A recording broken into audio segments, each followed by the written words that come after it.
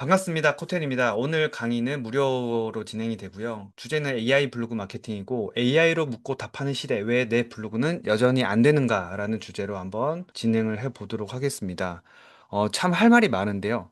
지난 4월 28일 불과 한 2주 됐나? 2주 전에 했던 무료 강의에 비해서 내용이 또 바뀐 내용이 또 추가가 돼서 무료 강의를 진행을 하게 됐고 사실은 이 강의는 계획에 없던 강의예요. 근데 이제 제가 이제 전자책 업데이트를 진행을 하면서 이제 전자책 구매를 하신 분들이 제 방에 들어오셔서 무료 강의가 있었네? 좀 해주세요라고 이렇게 요청이 돼서 안 그래도 제가 좀 할 말이 있겠다 싶어서 조금 급하게 좀 소집 한 감이 없지 않아 있습니다. 그래서 강의 교환 자체도 좀 어설픈 면이 없지 않아 있을 거예요. 제가 급하게 만들었기 때문에 저도 뭐 교환을 만들 시간이 없습니다. 그냥 저도 이제 제 본업을 하다가 온 거라서 그 점 양해해 주시고요. 그래서 오늘 라이브로 참여해 주신 분들께는 제가 2026년 버전으로 개발한 AI GPT스가 있는데 에이전트가 있는데 그 GPT스 2종을 제가 일주일간 쓰실 수 있도록 링크를 제공해 드리도록 하겠습니다. 그 링크는 제가 내일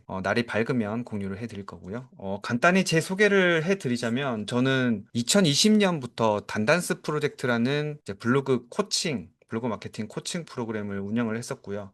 그래서 단단스 프로젝트 누적 수강생이 지금 하나하나 세어보니까 226명 정도 되더라고요. 그리고 현재는 지금 브랜드 블로그 관리 대행을 13곳 대행을 하고 있고요. 그리고 전자책도 2021년부터 판매를 해서 뭐 많이 팔았죠. 크몽이랑 타링이랑 클래스 101이랑 푸드프랑 기타 등등 해가지고 다 합쳐보니까 392부 정도 판매를 했었고요. 이렇게 처음에는 교육업으로 시작을 했다가 현재는 지금 대행업을 주로 하고 있고 간간히 이렇게 강의를 하고 있는 그런 현업 이제 마케팅 종사자입니다. 그래서 제가 이런 무료 강의를 하는 이유가 다른 블로그 강의들을 들어보셨는지는 모르겠지만 좀 커리큘럼이라든가 그런 내용들이 아마 비슷비슷하다는 것을 좀 느끼셨을 거예요. 근데 이제 제 강의를 좀 들어보신 분들은 아시겠지만 매번 할 때마다 내용이 바뀝니다. 저 그때그때마다 그때 뭐 네이버 상황, 네이버 상태에 따라 그냥 제가 느끼는 바, 그리고 그런 인사이트, 노하우, 경험, 이런 것들을 많이 담아서 이제 커리큘럼을 짜기 때문에 좀 다른 강의들과는 좀 다른 점을 많이 느끼셨을 거라고 생각을 합니다. 그래서 지금 작금의 네이버 변화를 제가 살펴보면서 레거시 마케팅, 레거시라고 한 것은 좀 지나간 마케팅이라고 좀 명명할게요. 검색 마케팅, 우리가 흔히 알고 있는 상위 노출이라고 부르는 그런 검색 마케팅 하는 분들이 현재는 이제 매우 힘든 상황이라고 지금 저는 생각이 듭니다. 근데 이거는 이제 시작이죠. 불과 시작에 불과하고 앞으로는 더 힘들어질 것 같습니다. 제가 보는 시선은 그렇고요. 그래서 이 자리를 통해서 왜 힘들어지는지, 그럼 어떻게 대처를 해야 되는지, 그럼 장기적인 플랜으로 어떻게 우리가 블로그를 운영을 해야 될지까지 제가 말씀해 드리도록 하겠습니다. 오늘 대략 90분 정도 진행될 거라고 생각을 하고요. 근데 말은 이렇게 하지만 매번 더 길게 진행이 되더라고요. 강의가 끝난 후에는 여러분들이 이 네 가지는 적어도 확실하게 알고 가실 거라고 생각을 합니다. 첫 번째로 검색판의 이제 근본적인 변화에 대해서 제가 말씀을 드릴 거고요. 연관 검색어가 종료가 됐죠. 그리고 이제 키워드 중심, 우리가 뭐 키워드 상위 노출한다.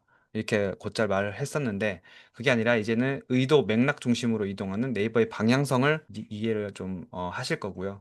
그다음에 이제 노출 기준에 대한 새로운 패러다임이 계속 나오고 있습니다. AI 브리핑, AI 탭.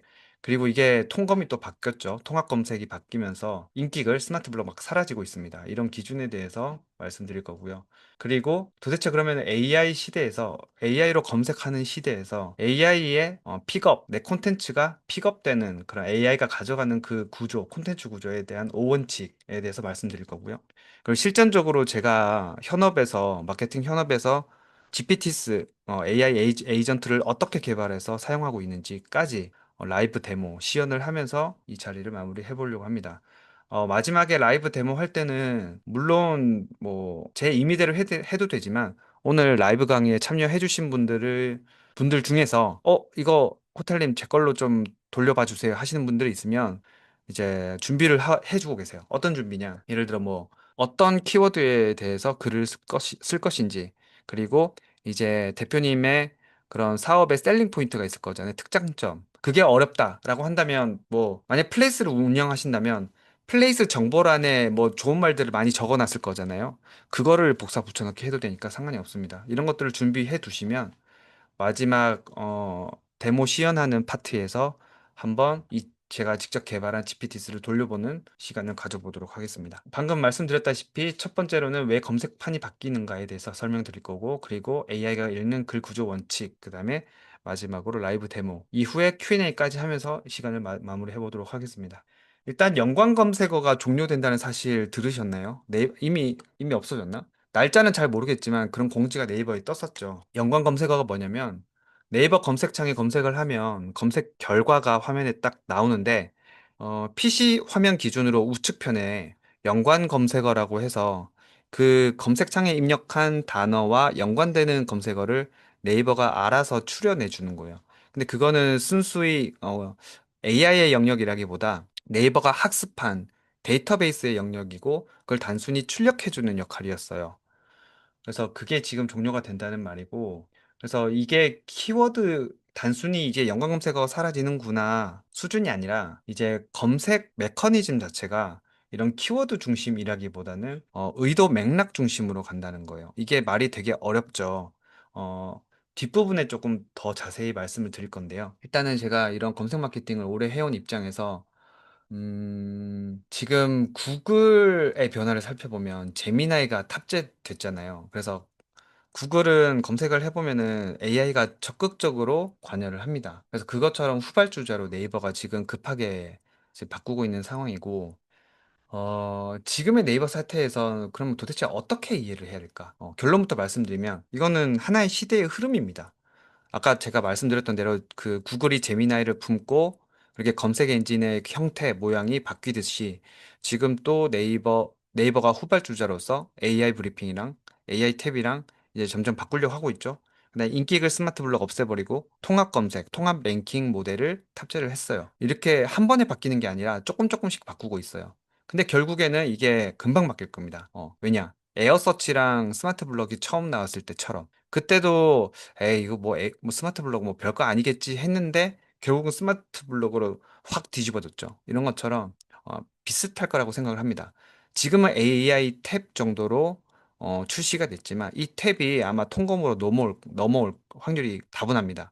그래서 통검으로 이 AI 탭이 넘어오는 순간 진짜 좀 많이 난리 나겠죠. 좀 혼란스럽겠죠, 한마디로. 그래서 지금 결론부터 말씀드리면 이거는 시대의 흐름이고, 지금까지의 검색이라고 하면, 좀 공부해 보신 분들은 아시겠지만, 이제 형태소라고 해서 그런 의미의 최소 단위라고 하죠. 형태소 분석으로 키워드를 뽑고, 이제 그 키워드를 인덱싱해서 결과를 보여주는 형식으로 네이버가 지금 검색 포털로서 이게 활동을 해왔습니다. 근데 이제 그 구조 자체가 이 네이버 검색 산업 자체가 빠르게 변화하고 있는 상황이고 네이버 입장에서도 이 네이버 검색 비즈니스를 유지를 하고 싶어도 계속 구글이 치고 나가니까 이제 그걸 좀 고수하기가 어려운 상황이에요. 그래서 사용자의 검색 패턴이 빠르게 변화하고 있는 사실을 아마도 네이버 내부에서도 좀 아주 긴급하게 가장 잘 알고 있을 거라고 생각을 합니다. 이거는 이제 한국 네이버만의 상황이 아니고요. 글로벌에서 똑같이 일어나고 있는 그런 현상입니다. 그래서 제가 아까 사용자 검색 패턴이 바뀌고 있다고 했잖아요. 키워드 중심에서 의도와 맥락 중심으로 바뀌고 있다고 했는데, 예를 들어서 예전에는 뭐 강남 치과 추천 이런 키워드를 쓰려고 만약에 상위 노출시키고 싶다라고 한다면 뭐 그런 형태소를 쪼개서 그 형태소를 분석해서 강남, 치과 그런 추천의 그런 교집합과 이렇게 뭐 공통적으로 사용된 그런 형태소 이런 것들을 분석을 한 후에 이제 그게 곧 이제 맥락이었죠. 검색 의도, 질의 의도라고 해서 그런 형태소 위주로 얼마만큼 빈도수가 높게 반복을 했느냐에 따라 네이버가 이 글은 질의 의도를 잘 지켰어 하고 상위 노출을 시켜주고 했던 방식이었습니다. 근데 지금은 다르죠. 챗 GPT랑 뭐 제미나이 이런 것들 써보신 분들은 아시겠지만 일단 대화형입니다. 대화형이고 사용자가 던지는 그 문장 자체를 읽고서 그 문장의 의도를 추론합니다. 예를 들어서 뭐 강남 치과 추천 이 정도 수준이 아니라 좀 예를 들어 구체적으로 내일 오후에 뭐 회사 근처에 잠깐 점심시간 때 갈 수 있는 그런 치과를 알려줘. 이런 식으로 물어본다는 거죠. 그러면 AI는 그런 현재 사용자가 이 말을 하는 위치랑 그런 GPS를 추적하고 그다음에 시간과 그런 그 사용자가 원하는 시술 종류와 그리고 뭐 어떤 치과가 신뢰도가 높은지 이런 것들을 다 파악해서 답변을 하는 거예요. 이해가 가시나요? 그래서 기존에는 강남 치과 추천 뭐 이런 키워드 중심이었다면 지금은 이런 의도, 정확하게 이런 사용자의 의도를 파악해서 답변을 하는 AI 검색 시대로 넘어가고 있는 과도기입니다. 다시 한번 강조를 드리지만 이거는 트렌드 수준이 아니라 그런 흐름이에요. 완전 바뀔 거예요. 아시겠죠? 지금 또 아까 제가 통합 검색, 통합 랭킹 모델이라고 잠깐 언급을 드렸는데 통합 랭킹이 뭔지는 아시죠? 한번 제가 조금 그걸 한번 보여드릴게요. 통합 검색, 통합 랭킹 모델이 뭐냐? 이것도 매번 무료 강의 할 때마다 보여드리는 이유가 이게 아이고, 그만큼 중요하기 때문입니다. 11월 달, 왜 자꾸 플레이스를 선택하지? 됐다. 신뢰도 중심 통합 랭킹 모델 A/B 테스트 진행 안내를 작년 11월 말에 이렇게 공지가 떴고, 이때부터 인기글 스마트 블록이 스물스물 사라지고 있습니다. 그때는 뭐, 왜 키워드가 좀 바뀌고 있네? 약간 인지가 되는 수준이었다면, 지금은 거의 다 통합 랭킹 모델로 전환이 됐어요. 소수 몇 개의 키워드를 제외하고는 말이죠. 이게 뭐냐? 한마디로 기존에는 블로그가 확정적으로 노출될 수 있는 그런 구자, 영역이 있었는데 지금 이 신뢰도 중심 통합 랭킹 모델에서는 웹사이트, 블로그, 카페, 지식인, 동영상, 심지어 유튜브까지 함께 노출되다 보니까 블로그가 확정적으로 노출할 수 있는 그런 구자 자체가 굉장히 제한적이게 됐습니다. 특히나 이게 보신 분들은 아시겠지만 대부분 대표 카페가 노출됩니다. 막 규모가 엄청 큰 대표 딱지 붙은 그런 카페 있죠.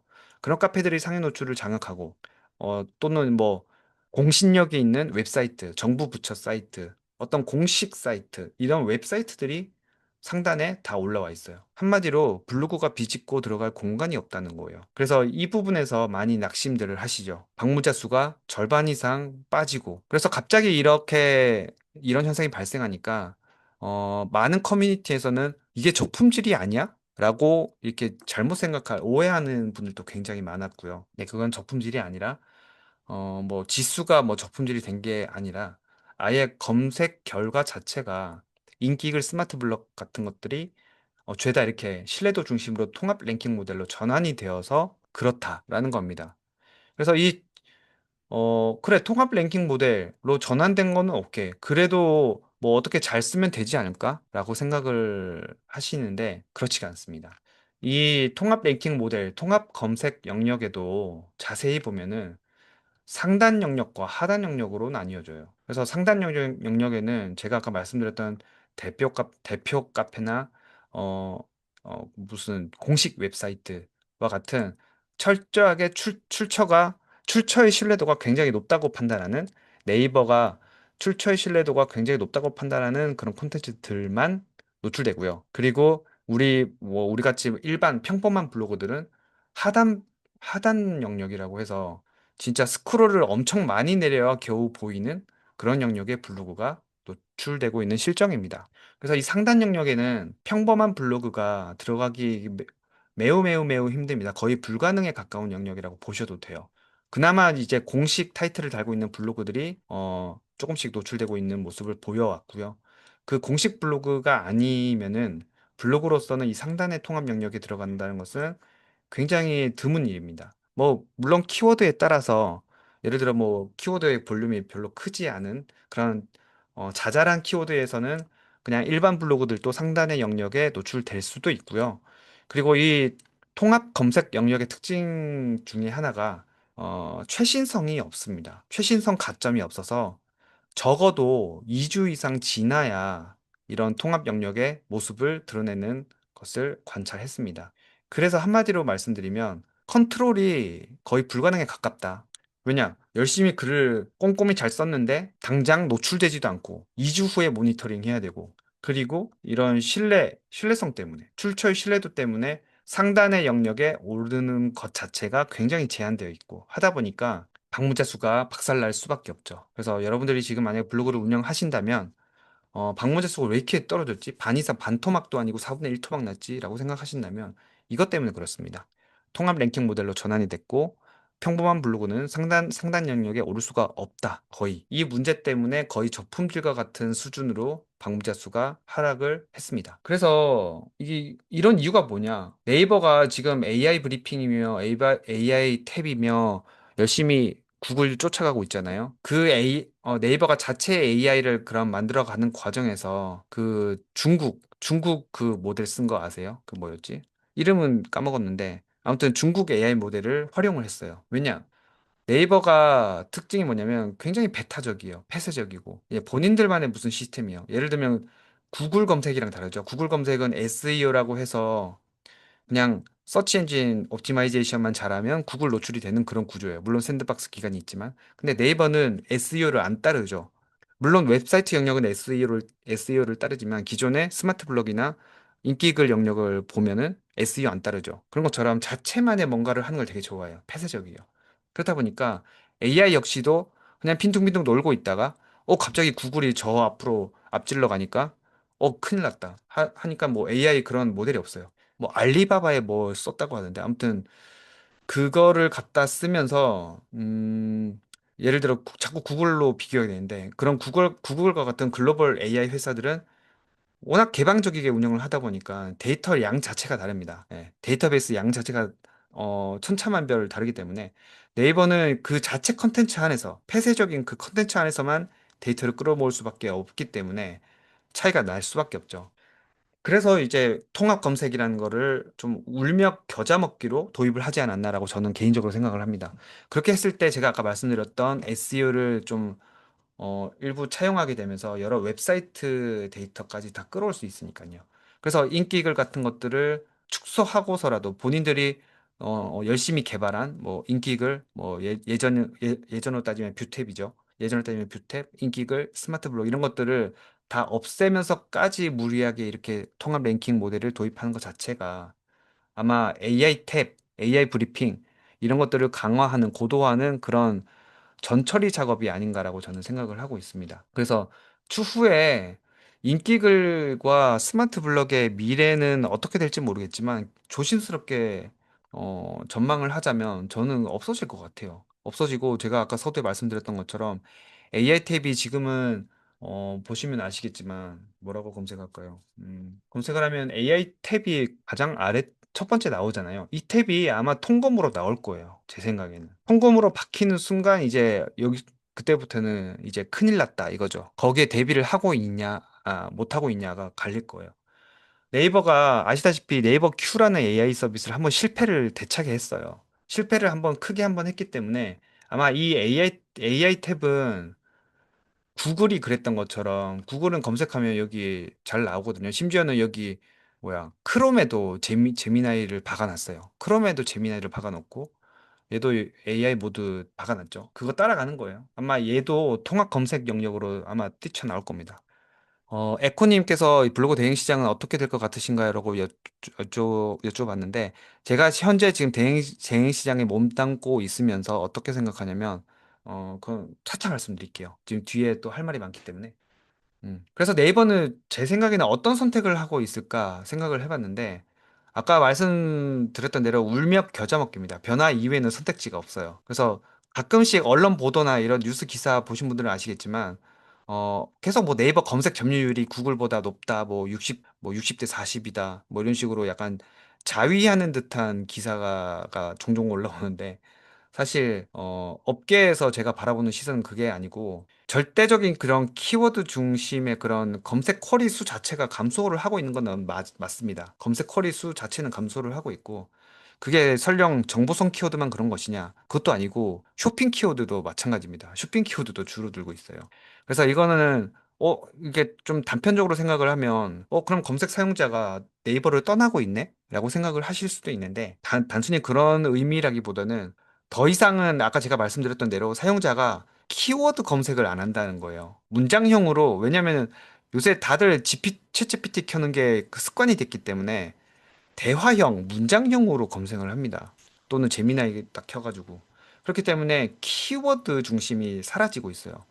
그래서 이제 왜냐면은 AI랑 대화하듯이 우리가 티티카카 하면서 이게 정보를 묻기 때문에 더 이상 키워드로 검색을 하지 않는다. 이게 가장 큰 문제이고. 그래서 의도 중심으로, 맥락 중심으로 간다는 게 바로 이 부분입니다.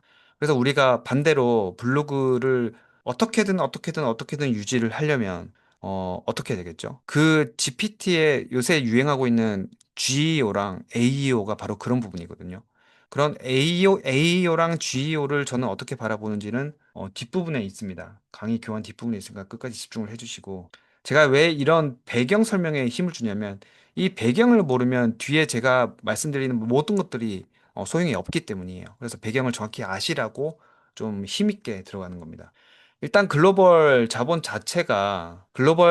그런 검색 시장 자체가 더 이상 SEO에는 의미 있는 자본이 뭐 투자가 되지 않습니다. 구글도 마찬가지고요. 무조건 AI를 투자를 하고 있잖아요. 그래서 분명히 GEO랑 AEO 쪽에 힘이 실릴 거예요. 지금 에코님께서 블로그 대행 시장 어떻게 보시냐고 하는데 저는 이거를 좀 미리 좀, 뭐라고 해야 되지? 좀 속된 말로, 막 엿됐다. 막 이런 느낌이 좀 강하게 받아가지고 저는 이미 GEO랑 AEO를 좀 대비를 하고 있고요. 예.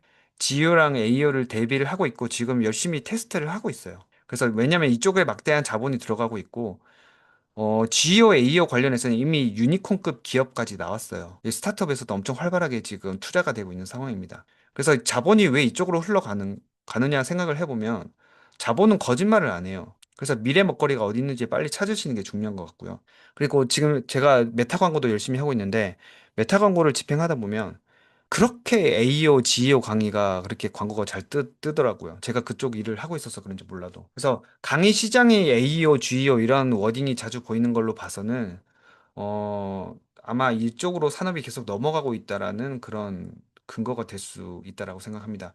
그래서 지금 제가 운영하고 있는 교육 프로그램도 이쪽으로 지금 발 빠르게 움직이고 있어요. 그렇다면 또 향후에는 이제 네이버 블로그 조금 넓게 보면은 카페까지 말할 수도 있겠는데 네이버 블로그와 카페를 이용한 마케팅은 지속될까? 이제 에코님의 질문에 답변이 될 것 같은데요. 저는 이제 가능할 수도 있고 안 될 수도 있다라고 생각을 합니다. 솔직하게 말씀드려서. 왜 그러냐?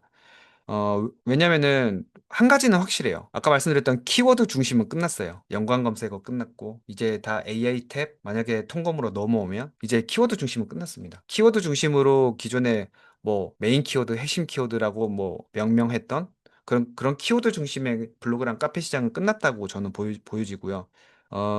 일단 근데 기존에 뭐 C랭크니 다이아니 다이아 플러스니 그런 의도 파악 에이전트에게 이제 자신의 컨텐츠, 내가 쓴 글이 그런 글의 의도를 정확하게 명확하게 전달할 수 있는 그런 알고리즘이 생긴다면, 그런 로직이 간파가 된다면 블로그라는 이제 포맷 자체는 살아남을 수는 있을 거예요. 근데 이제 문제는 그 경쟁 상대가 AI라는 거죠. 그 경쟁 상대가 AI이고 아까 말씀드렸던 그 네이버의 그 특유의 폐쇄적인, 배타적인 그 운영 자체가 저는 발목 잡았다라고 생각을 합니다. 그래서 AI는 전적으로 신뢰도 있는 그런 출처를 우대를 하고 그 신뢰도 있는 그 출처라는 게 또 네이버랑 또 다른 개념이고, 네. 순수하게 그런 광고성 컨텐츠가 좀 범람했던 네이버 검색 결과와는 다르게 좀 최대한 사용자 맞춤으로 답변을 하려는 그런 의도가 있죠. AI들은.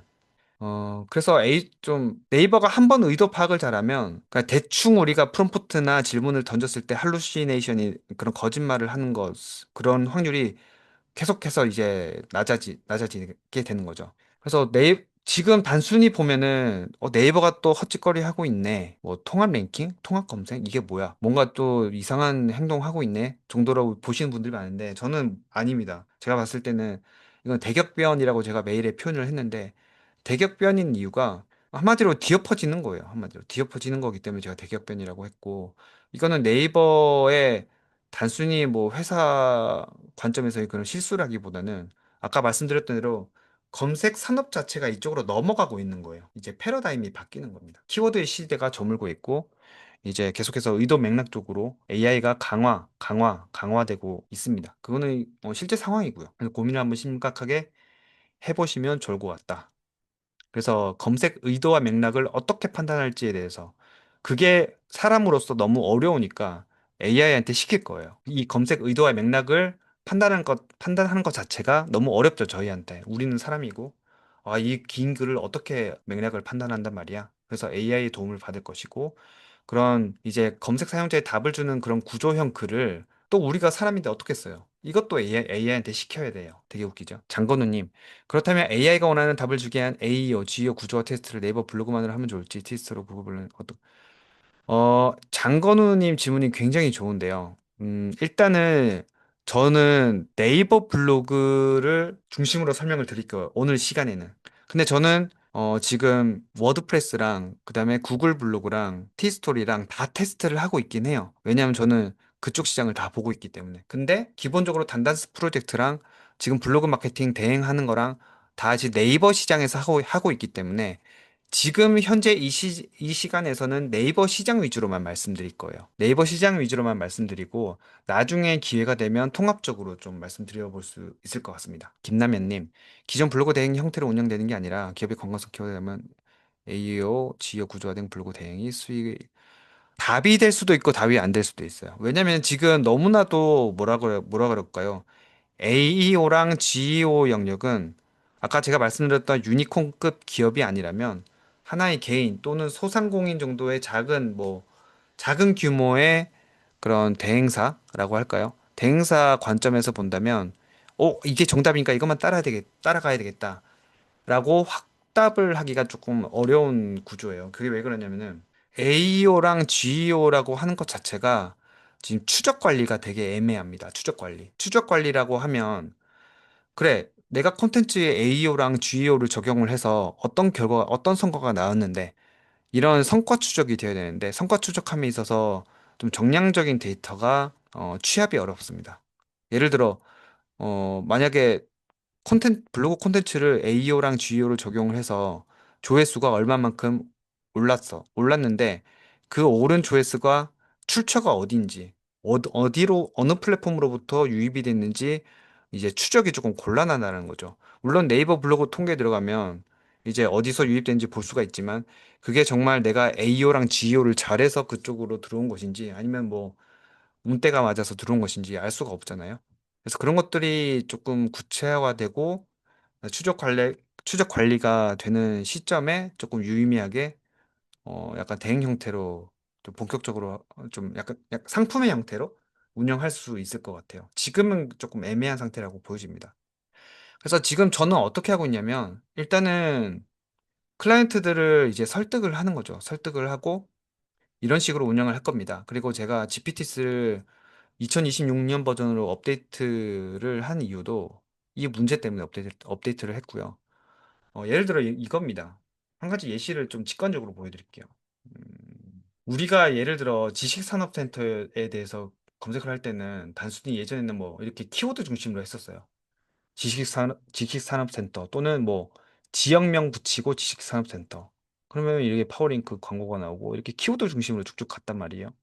그래서 예를 들어 이게 지역이 너무 많이 뜨니까 서울로 좀 좁히고 싶어. 그러면 서울 지식산업센터가 있죠.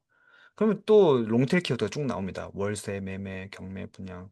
이건 모르겠고, 내가 분양 지금 받으려고 하는데, 내가 일반 오피스만 계약을 해봤지. 지식산업센터는 분양을 처음 받아봐서 어떤 게 중요한지 잘 몰라. 그래서 예를 들어 뭐 분양에 대해서 일단 키워드 검색을 해봐요. 근데 예전에는 이렇게 했을 때 사실 여기 나와 있는 이런 콘텐츠들이 내가 원하는 콘텐츠가 아닐 확률이 높잖아요. 딱 봐도 그냥 광고성 글이랑 뉴스 기사랑 나랑 상관없는 글들만 뜨고 있어요. 근데 만약에 지금 이런 것들이 AI 탭에서는 어떻게 지금 보이느냐라고 했을 때 아까 제가 의도를 본다고 했잖아요. 차이를 보여드릴게요. 만약에 지금은 키워드를 먼저 검색하고 AI 탭으로 넘어왔기 때문에 이런 답변이 나오는 거고요. 얘가 답변이 좀 차이점이 있습니다. 이런 식으로 쭉 뜨는데 검색 결과가 똑같죠. 조선피지랑 여기 아까 통합 검색 영역에서 보이고 있는 출처랑 똑같아요. 그쵸? 아까 그 뉴스 기사랑 이런 것들. 근데 이게 아니라 음, 제가 아까 말씀드렸던 의도와 맥락은 이런 겁니다. 이런 식으로 물어본다고 칠게요. 그러니까 이게 키워드는 아니잖아요. 문장이잖아요. 이렇게 문장으로 물어봤을 때는 얘가 좀 다르게 지금 답변을 할 겁니다. 그렇죠? 출처가 다 달라졌죠. 그리고 또 어디에서 가져왔는지 이렇게 또 뜹니다. 그래서 이런 것처럼 약간 이런 겁니다. 이거를 우리가 보면은 승지 DNM이라는 네이버 블로그가 출처 인용이 됐는데, 그리고 현명한 제인. 그래서 우리가 정확하게 이 위치에 넣으면은 그나마 우리가 뭐랄까, 여기서 지금 얘가 답변하는 이 답변에서 충족이 안 됐을 경우에는 들어가 볼 수 있다는 거죠. 근데 이 동선 자체가 굉장히 불편하고, 예전에 우리가 키워드 검색했을 때처럼 바로 블로그로 유입되는 게 아니라, 여기 얘가 대답하는 거를 1차로 확인하고 이 답변이 부족했을 경우에 출처를 들어가 보는 형태가 되는 겁니다. 그렇다 보니까 이게 동선이 너무 불편하고, 그래서 이거를 만약에 대행 시장에서 이 작업까지 한다? 거의 이제 컨트롤 불가능하죠. 아직까지는. 왜냐면은 AI도 매번 할 때마다 답변이 달라지고 의도 파악 그런 기준이 달라지기 때문에 그렇습니다. 그래서 이거는 GEO라고 하고요. GEO는 이렇게 제너레이티브 생성형 답변에서 인용되는 것을 이제 거기 최적화하는 것을 이제 GEO라고 하고, AEO는 뭐냐면 단순히 여기서 어떤 키워드를 쳤을 때 어, 뭐라고 할까? 정보성 키워드 뭐가 있을까요? 정보성 키워드를 쳤을 때 아무튼 검색 결과에서 AI 브리핑이라고 해서 이제 제로 클릭이 나오게 하는, 바로 검색 결과에서 AI가 다 브리핑을 해주는 그런 검색 결과 화면을 말하는 겁니다. 그게 AEO라고 하고요. 만약 AI 브리핑에 인용되는 블로그 역시도 아까 제가 GEO에서 말씀드렸던 것처럼 그 AEO 답변이 조금 부족했을 때 그 답변이 인용된 블로그를 들어가 보는 동선이기 때문에 이 동선 역시도 그렇게 간편하진 않죠. 근데 이렇게 바뀔 거라는 거예요. 그래서 우리 만약에 그 블로그를 하시는 분들도 결국에는 이 흐름을 따라갈 수밖에 없다는 거예요. 왜냐? 아까 제가 말씀드렸던 대로 인기글이랑 스마트 블로그는 계속 없어지고 있고, 그렇죠? 계속 없어지고 있고, 만약에 AI를 계속 밀어주는 형태로 간다면은 AI 탭이 또 이제 통합 검색으로 이제 메인 화면으로 대체가 되게 된다면, 그러면 뭐 우리는 어쩔 수 없이 그쪽으로 따라갈 수밖에 없는 거예요. 우리 블로거들도 최대한 그 답변에 인용될 수 있는 콘텐츠를 만들어서 인용되는 구조로 글을 써가지고 AI가 내 글을 가져가기만을 바래야 되는 약간 이런 현실을 마주했습니다. 그래서 추후에는 미래형 블로그 대행사들은 이런 걸 잘하는 블로그 대행사가 아마 남을 거예요. 저런 걸 잘하는 블로그 대행사.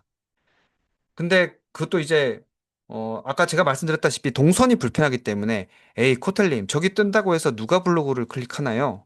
저 요약된 답변으로 그냥 끝내지. 맞습니다. 맞는데 근데 그 출처를 눌러보는 사람도 있을 확률이 있다는 거예요. 그걸 무시할 수 없는 거예요. 그렇기 때문에 그 방법은 단 하나입니다. 최대한 GEO랑 AEO 콘텐츠를 많이 많이 많이 많이 발행을 해서 많이 많이 많이 많이 인용을 받고, 그래서 확률을 높여갈 수밖에 없는 거예요. 이해를 하시나요? 물론 그 출처를 클릭을 안 할 확률이 높습니다. 높으니까 저런 GEO랑 AEO 콘텐츠를 많이 만들어서 그 작은 확률 자체를 높일 수밖에 없는 거예요. 지금 그런 상황입니다. 그러니까요.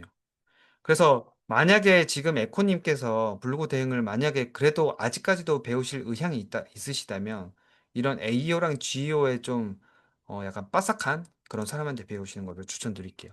이거는 좀 중복이 되는 내용이죠. 네.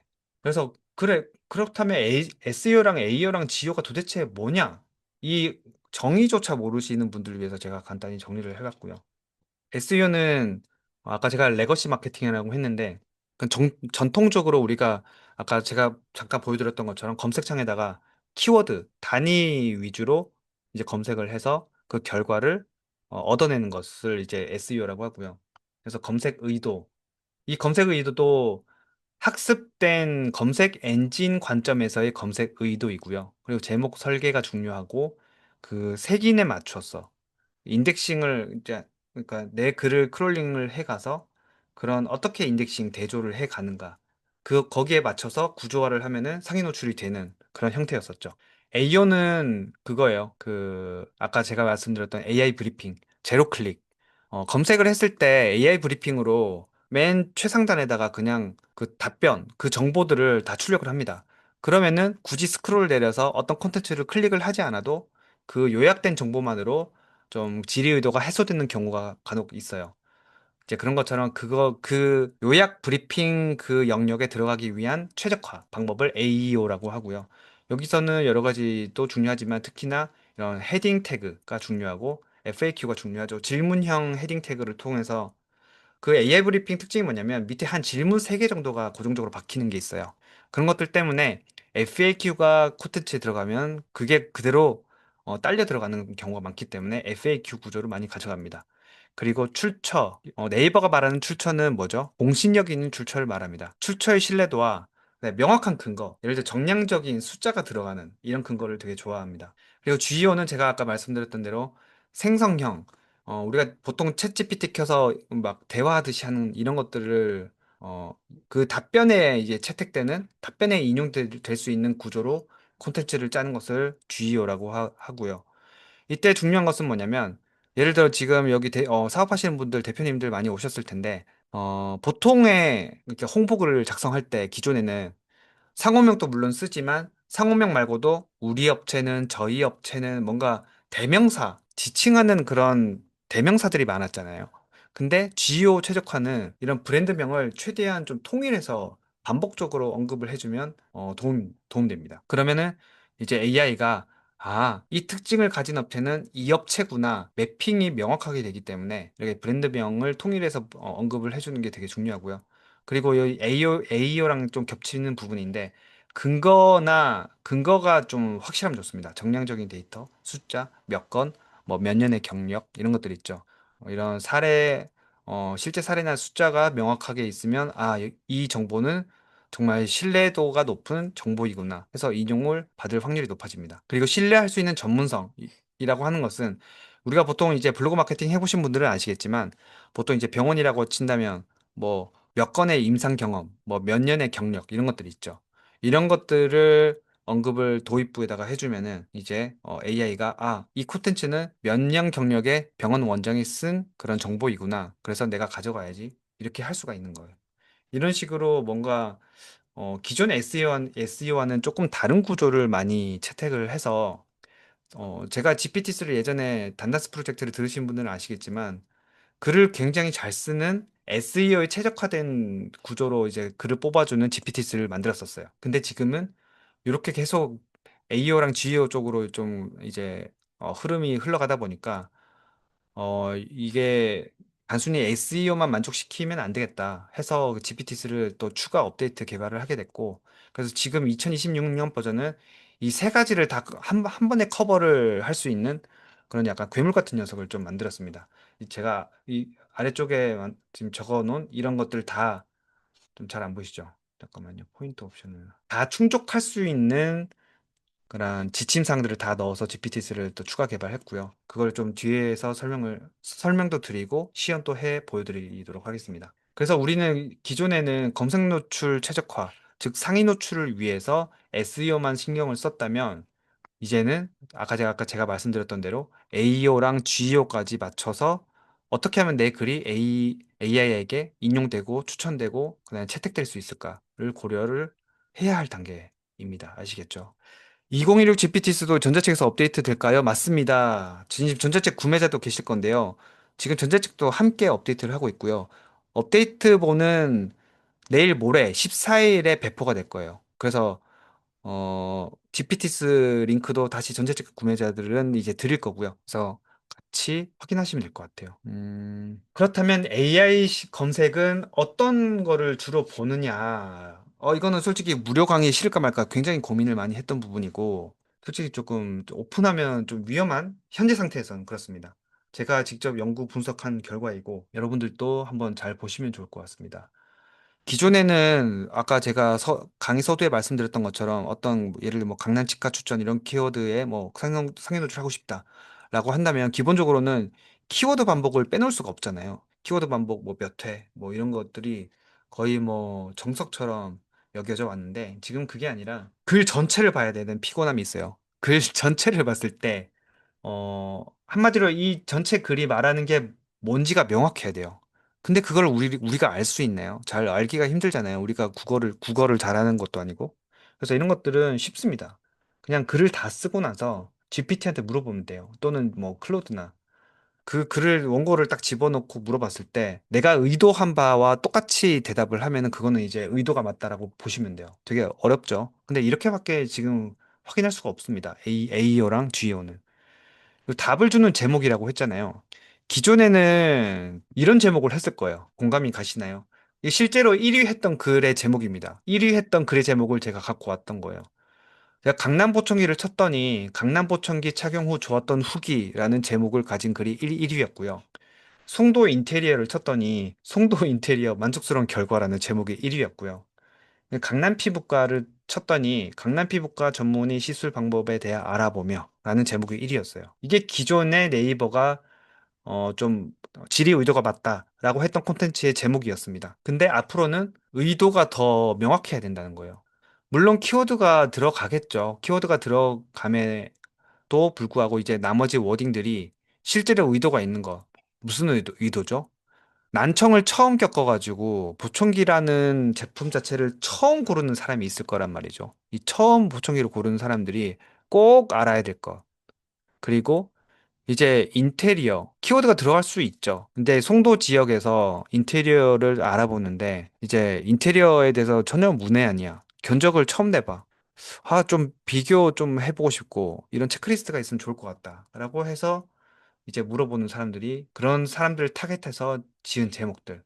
강남 피부과도 단순히 피부 약간 추상적인 제목이 아니라 울세라라는 그런 시술에 대한 정확한 그것도 300샷도 아니고 600샷 그리고 그걸 했을 때 얼굴 라인이 어떻게 변화하고 어떤 효과가 있는지까지 이런 구체적인 답이 들어가 있는 제목 있죠. 이런 제목을 선호를 한다는 거예요.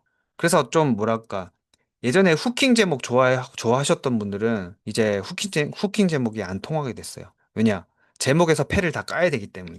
그래서 이제 후킹 제목은 안 됩니다. 거의 불가능에 가까워졌어요. 아시겠죠? 그래서 제목에 답을 줘야 된다. 그래서 답을 기대하고 이제 그냥 진짜 솔직하게 그냥 검색 사용자들을 부르는 거예요. 야, 내가 이거 알려줄게, 들어와. 약간 이런 뉘앙스로.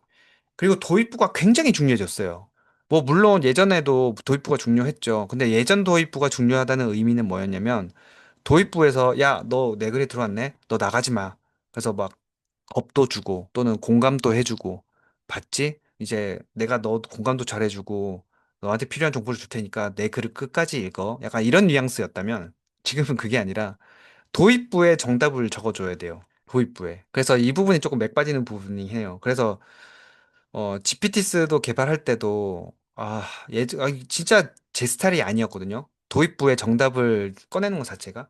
왜 도입부에 정답을 꺼내야 되냐면, AI가 크롤링 해가는 기준 자체가, 그러니까 속도전입니다. 속도전. 되게 단순해요. AI가 크롤링하는 순서가 상단에서부터 하단으로 긁어 내려가요. 그렇기 때문에 상단에 정보가 확 들어가 있으면 바로 그 정보를 인용을 해버립니다. 그렇기 때문에 최대한 도입부에 뭔가 정보가 많이 들어가 있으면 내가 찾던 정보 하면서 긁어가 버려요. 이제 다른 그런 뭐라고 해야죠? 후보들은 거들떠도 보지 않고 바로 그냥 채 갑니다. 그래서 되도록이면 도입부에 뭔가 정보가 많이 들어가 있으면 도움이 돼요. 그래서 기존이랑 너무 달라졌어요. 기존에는 뭔가 후킹을 해서 도입부에 충격을 주고 글을 끝까지 읽도록 좀 뭔가 유도를 했다면 지금은 제목에도 아주 정직한 제목을 써야 되고 도입부에도 정보를 많이 많이 줘야 돼요. 이렇게 해야지 AI가 가져갑니다. 완전 생뚱맞죠. 그래서 지금 GPTs 2016 버전 써보시면 아시겠지만 코탈님 기존보다 좀 글 퀄리티가 떨어지는데요 라고 좀 느끼실 거예요. 근데 그건 어쩔 수가 없습니다.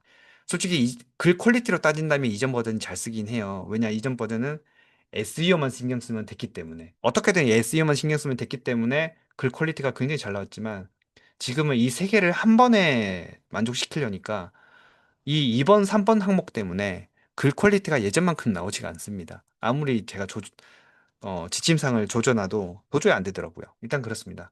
그런 부분이 타협이 됐다. 그럼에도 불구하고 꽤나 만족스러운 퀄리티가 나옵니다. 그 제가 뒤에서 보여드릴게요. 그리고 2번, 3번 때문에 후킹이 매우 매우 매우 낮아졌기 때문에 가치 입증을 하는 글 구조를 좀 잘 섬세하게 짜셔야 된다는 거예요. 마케팅 카피라이팅을 하셔야 된다는 거죠. 왜냐? 2번, 3번으로 인해서 제가 글 퀄리티가 떨어졌다고 할 만큼 너무 딱딱한 매뉴얼스러운 그런 정보성 글이 되어버리기 때문에 그 매뉴얼스러움을 빼고 기계적인 걸 빼고 사람 냄새를 첨가하면서 뭔가 진짜 전문가 포지션을 잡기 위해서는 마케팅 카피라이팅을 좀 첨가할 수밖에 없어요. 그래서 마케팅 책을 좀 읽어보시면 아시겠지만 그런 흐름을 따라가는 게 좋습니다. 처음에는 문제 제기를 하고 너 이것 때문에 왔지? 그리고 내가 이 정도 되는 사람이니까 내가 너에게 이런 정보를 줄게 하고 정보를 제공하고 그리고 이런 사례가 있었어 라고 신뢰도를 높인 다음에 CTA를 하는 거죠. 자연스럽게 내가 이런 상품이 있으니까 이 상품을 이용하면 너의 그 문제가 해결될 거야 라고 하고 자연스럽게 CTA를 하는 겁니다.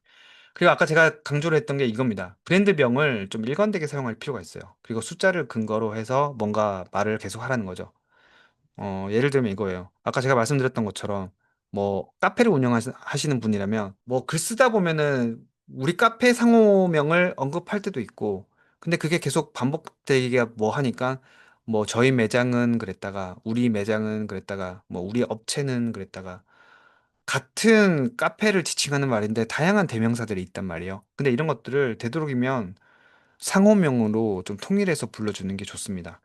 물론 그 사람이 읽어보면 조금 부자연스럽긴 한데요. 근데 그렇게 해주는 게 좋아요. 왜냐하면 그렇게 상호명을 언급을 해주고 AO랑 GO를 맞춰놓으면 그 그런 의도 맥락과 맞는 업체명을 추려낼 때, 즉, 리스트 관련된 그런 질의가 들어왔을 때, 리스트에 꼭 그 브랜드명을 언급을 합니다. 무슨 의미인지 이해를 하시나요? 예를 들어, 맛집 추천해줘 라고 뭐 GPT에 말했는데, 리스트 형식으로 답변하는 걸 좀 보셨을 거예요. 그 리스트 형식으로 답변할 때, 내 업체가 언급이 되려면 이 브랜드명을 반복적으로 언급을 해주는 게 좋습니다. 그리고 숫자 근거를 하라는 게 뭐냐면 되도록이면 이 AI도 좀 양질의 답변을 하고 싶어 하는 그런 의지가 있기 때문에 그냥 추상적인 답변보다는 뭔가 숫자가 들어가고 정량적인 데이터가 들어가는 그런 답변을 선호합니다. 그래서 그런 것들을 조금 잘 활용해서 콘텐츠에 넣으면 좋을 것 같습니다. 아시겠죠? 그래서 이 5가지를 잘 활용하면은 AI가 좋아하는 글의 구조가 나옵니다. 한 가지가 또 빠졌네. 6가지네. 한 가지를 조금 제가 더 추가를 하자면 FAQ입니다. 자주 묻는 질문 있죠. 자주 묻는 질문이 들어가면 AEO에 도움이 됩니다. AEO에 도움이 되고, 왜냐하면 AEO 자체가 아까 제가 말씀드렸다시피 요약형이기 때문에, 질문 자체가 박히는 경우가 많아요. 그 AEO 영역에. 그래서 그 질문 자체를 이제 우리는 FAQ라고 해서 자주 묻는 질문을 이제 블로그 콘텐츠, 블로그 포스팅 안에다가 좀 조금 집어넣으면 그게 그대로 인용이 돼요. 그래서 FAQ를 넣으면 좋다라는 것도 말씀드립니다. 네, 짱구 푸사님, 네, 지금 녹화를 하고 있고요. 다시 보기 일주일간 열어드릴 거예요. 에코님 병원 같은 곳은 그럼 어떻게 지칭해야 하나요? 이 부분이 좀 관건이죠. 이건 테스트가 좀 필요할 것 같아요. 저는, 아직까지는 병원 언급을 그렇게 하고 있지는 않습니다. 병원 이외의 업종은 지금 브랜드명을 좀 적극적으로 언급을 하면서 지금 테스트를 하고 있는데, 병원에서는 이제 병원 이름을 언급하면 안 되는 그런 이제 의료 광고법도 있기 때문에 조금 애매하긴 합니다. 그래서 이 부분은 어떻게 해결을 하냐?